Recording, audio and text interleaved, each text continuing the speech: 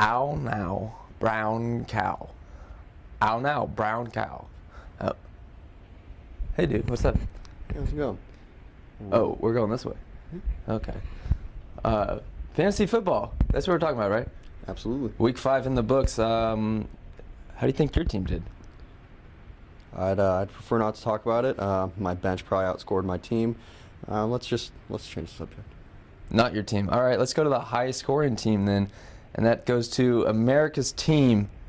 They won in fantasy, but they didn't win in real life. How'd that happen? I'm really not sure. Tony Romo threw just about the best game of his life, and then decided that he would throw to his favorite receiver right there at the end, Trevathan. And well, Peyton Manning did the rest and kept the Broncos in the game, and they win on the road. But you know, fantasy gold for the Cowboys regardless, and Willie comes out with a win. And the next game we had featured yours truly, the Dinklage Morgoon taking on the Rookies RS. Jadinklage Morgoon sucked, so we went away with that name, did away with it completely.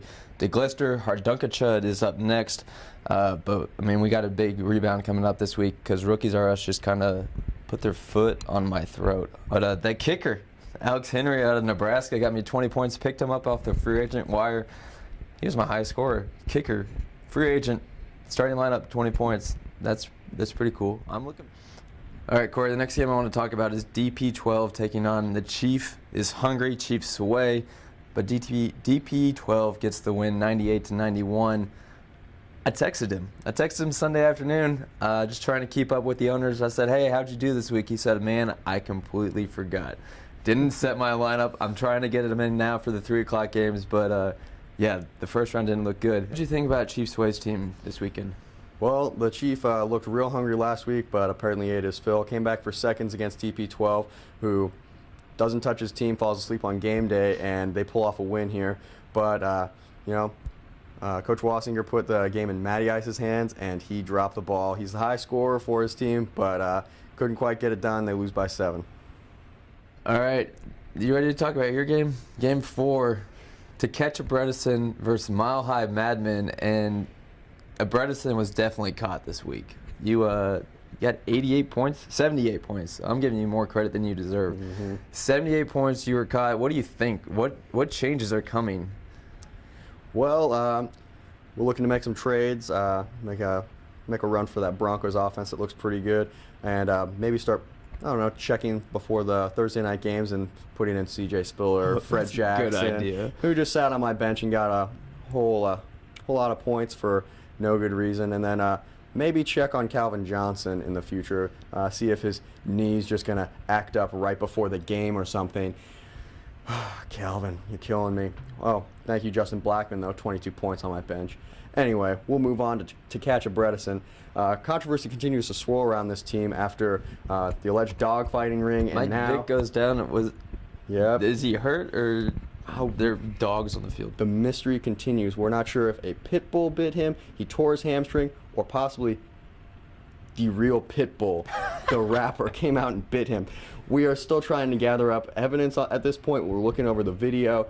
We're really not sure what happened, but stay tuned because this is just going to be a real good story to follow. Yeah, going back to you took the words right out of my mouth. Your Bills running backs got 33 points for you on the bench. But good news coming. Justin Blackman is now available, and he looks strong. So that 3-headed wide receiver monster of Justin Blackman, Michael Crabtree, and Jeremy Maclin is finally going to start producing points for you. All right, Game 5. Big time game. They were cellar dwellers. These two teams mean nothing to this league at this point, but the Jacksonville Ronnies beat to the Wild Nigel Thornberry, who moves to 1-4. Jacksonville Ronnies moved to 1-4. Big win for the Jacksonville Ronnies, and now we get to bring in our first special guest of the year, the owner, GM, coach, and maybe soon-to-be player, our own Aaron Ellis. Aaron, thank you for joining us. Tell me what it feels like to win, finally. It's been a long time coming. Words cannot put it into my mouth. And so I think the best thing I could do with this win was to move cities. So I decided to move to another rich, traditionally football city of Atlanta. So now the Atlanta Ronnies will be taking this league by storm. Oh, you're right. I can think of so many good things that just come out of the city of Atlanta. Too many. I can count them on 0 fingers. Is there anything you can think of about Atlanta? There's got to be something. I mean, there's. Well, just look at the background. There's that beautiful skyline behind us and all these roaring fans who came out for this taping. I mean, really, the fan base here is incredible. There's no one back there. I had to come up with something. Anyway, so what sparked the move to Atlanta? You know, just I was finally able to get a win, and I knew that Jacksonville just wasn't a city that could handle a win at this particular point in the Got a season. point there. And so I knew Atlanta, they would know how to treat a team that's 1-4. You know, they just lost last night to the Jets, a great team. Well, no, they're not really good, but they lost, and so they're 1-4. So I figured I would move in there and just basically take over their team because we have the same record. So you moved because of the same record. What happens next week? Are you going to stay? Is there a chance you could stay at home in Atlanta, or are you looking to move repeatedly? There's 100% chance that I move after next week. You know, I like Atlanta, but not that much. So we're just going to have to see who decides to win and lose this week and whether I win or lose, and we're going to base my next move off that. You're right. I wouldn't stay in Atlanta either. The fans from Atlanta don't even like their Atlanta teams. They like Boston teams, Philadelphia teams. They don't even like their home rappers. They like yeah. Pitbull. I don't understand that. And the only thing I've found in Atlanta is Coca-Cola. Coca-Cola. Lots of Coke. About your team, Ray Rice finally showed up. The first guy who has been bitten by the injury bug, other than Jeremy Maclin, but he's returned to solid from an injury. He finally shows up. What do you think about Ray Rice? You know, I was just super happy to see my first round draft pick do something. You know, he had a big week with 19 points, really sparked the win for me. I don't see him doing this well again, but I do expect consistency from him from here on out. You know, double-digit points from here on out. But moving on throughout the season, your next week, I've heard rumblings in the commissioner's office that you're looking forward to this upcoming week, and you might get a 2-week winning streak going. What do you think is going to happen? You know, I think Coach Weaver was able to really find Coach Bredesen's weaknesses, and we found out that it actually is very easy to catch a Bredesen. And I think there's multiple reasons why. I think the biggest reason is because he's a Marine and not in the Army. But, you know, I'm not going to go ahead and predict a win, but I think there's a better chance of a win this week than most weeks. So I'm hoping I can catch myself a Bredesen as well and really just deflect these eyes that I have on me. Gotcha. That sounds good. I like your odds. Bredesen, what do you think about his opponent? The wild Nigel Thornberry changed his name to Chuck Testa after last week's disappointing loss, and he had some guys play and some guys not play, but he just seems to be moving on. Oh, I would definitely want to change my name after losing to this abysmal team, the Jacksonville Ronnies, now moving to Atlanta. I mean, really just looked terrible effort all around. And is that an elk in our studio? No, that's just Chuck Testa. Never mind. But yeah, defense looked well. San Francisco, I mean, they weren't playing anyone real good. Houston, we'll get to that in a minute, though, like you said. And then Julius Thomas, your Denver Broncos tight end, who you had, who could have helped you this year. But I'm just happy to see him do well on a new team after accidentally dropping him back to the waiver wire. You're welcome, Preston, for also coming over and watching the game and stealing my pick.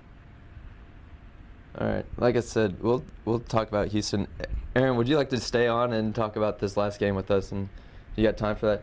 I do have time, and I would like nothing more than to just rip on some people. And, you know, I'm bad, and when people make me look good, I need to say something. So. All right, we're glad you're here, and we're happy to keep you on here.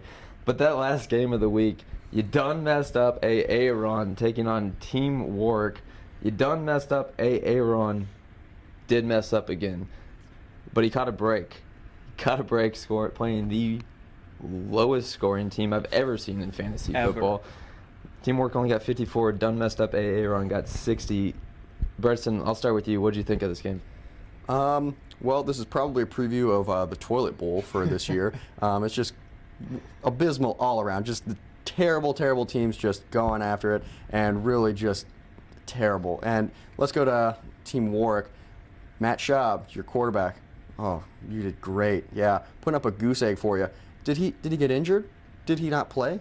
No, he played No, 4 he's fine. quarters. Yeah. And, well, I guess not the 4th quarter. There seems to be a backup that got put in front of him. But 3 interceptions, 1 for a pick 6, Yeah, just he's- looking terrible. He played for the other team. Yeah, he was throwing to the defensive backs there. It looked great. And really, I'll just quote Coach Warwick himself, Schaub. Goose egg. Team Ellis, or Aaron, while you're here, what do you think about that game? You know, I'm going to stay with the Team Warwick topic at the moment. I actually was invited to go to his box room suite to watch this game live. And Did you take that. I did. It was actually very enjoyable What just did to GM watch. think of this Yes. game? You know, the GM just didn't seem to care as much as he should have. You know, halfway through the game, Matt Schaub was -5 points. I'm pretty sure he scored more points than Kaepernick did for the 49ers, which is just unacceptable. And you know what's even worse is that he had Phillip Rivers on the bench who would have won him this game. Why he picks Schaub over Rivers every week, I do not know why, but this is just one great foreshadowing of maybe Team America or America's team. You know, if you play all players from one team and they have a bad week, you're just doomed. And I thought Houston had a terrible week, and Team Warwick had 4 players on that team, and I think that's why they lost. That's fair. I mean, they weren't going to beat anybody. You done messed up. Aaron wasn't going to beat anybody, but he got lucky. My question for that team is why you got your 2nd overall pick in Chris Johnson sitting on the bench to guys named Belial Powell Who? and Joycoy Bell? Joycoy? Joyquay. Joyquay. Joyquay. I think it's a soft J. Chuck? Joyquay. Is he French? Ah, Belgium. Yeah. he's a head He's a scratcher is what waffle. he Both is. of those. Well, either way, learn from that. Aaron Rodgers still isn't doing anything for that team, and really no one else is. But caught a break, playing teamwork, and we'll just try and forget that game ever happened. Yeah. I do have one more word on you done messed up, Aaron, Coach Chase. You done messed up. Give me a second here. Give me a second. Don't panic. Don't panic, though. I got you some coffee here. And it might not be up to your coffee snob standards. It's not from Starbucks. It's just black coffee for you. But here you go for while you set up your lineup for next week. So just stay calm, all right? Stay calm. Get your fix in. But get a fix in on your team, too. All right. Well, we still got the owner, GM, coach Aaron Ellis with us. He's going to stick around for our Week 6 projections coming up. I'd like to start off unselfishly with my team. But there's 2 4-1 teams going off. Facing off against each other. DP12 taking on the newly named DeGlester Hardunkenshud, coming off their first loss. Aaron, what do you think about this game? You know, Coach Parker, I think this is going to be the best game of the week. We have 2 4-1 teams battling at it. My prediction is that Coach Parker, after his first loss, gets pretty fired up and takes the field strong. However, I do think Derek is going to put up a big and good fight, but it's just not going to be enough for Noshawn Moreno, and he's just going to take the win this week. You? I'm thinking the exact opposite, actually. I think Coach Parker. Let me talk. Coach Parker, I think he's going to go on a 2-game losing streak after really just starting out you strong are, with too. 4-0. I think he's going to go on a 2-game losing streak. Let's not talk about my team right now. And I think he's just going to have issues all week long, and then also DP12 probably just falls asleep again. We can always count on his really laid-back coaching style to somehow pull off a win. So I think DP12 pulls off the win here. All right. Well, DP12, lucky for him, only has 1 guy on a bye right now. So even if he doesn't set his lineup, he'd be playing 8 guys. And I'm going to play 9 guys this week. I'm tired of playing with 8. But I'm coming out, like Aaron said, I'm fired up. I'm going to... Revolutionary style. Revolutionary style. Putting in a full lineup. That's weird. Yeah, I might run 2 tight end set. We'll see how that goes later on. But can we talk about your game now? Or are we still waiting? Let's talk. Let's talk Let's about talk. it. Yeah. All right, so Aaron Ellis moving to Atlanta will host his first home game, right? You do a home Yeah, I think it's going to be at home. game in Atlanta, taking on the Mile High Madmen. who just seem to be kind of crumbling right now. But Aaron, yeah, you take it away. Your home team, you're gonna have some fans out there, and you guys gonna be fired up in the new city. You know, I think we're definitely going to be fired up. I think I kind of want to touch a little bit on Coach Bredesen's team here for a minute. He's really wanting the trade to go through, and I can tell him from experience. I have the most trades in the league. They're not going to help him. I really hope that all these new people he get, they're not going to perform, or they're going to be on his bench. However, I am a little bit frightened and scared of C.J. Spiller and Fred Jackson. I don't know if they're going to be starting or not. Same with Blackman. But I think it's going to be a good game. I would really like to win. I think I'm going to win. But we'll just see what's going to happen. We're going to have fun. I hope Corey and I can still be friends. We're both donating plasma together to raise funds for the team to pay off our salary. So it's going to be a good week. Can you answer? Answer about the trades? No, are you going to be ready to go? Oh, we have an answer on the field. Of Are you course, like we'll be Allen ready to go. Iverson?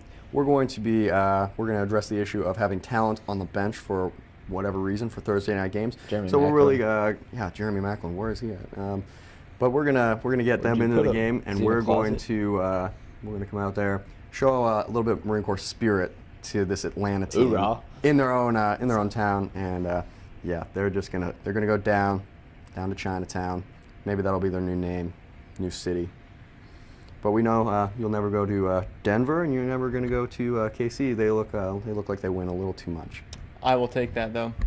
Are you commending the Chiefs right now? What kind of fan are you? Hey, 5-0 is 5-0.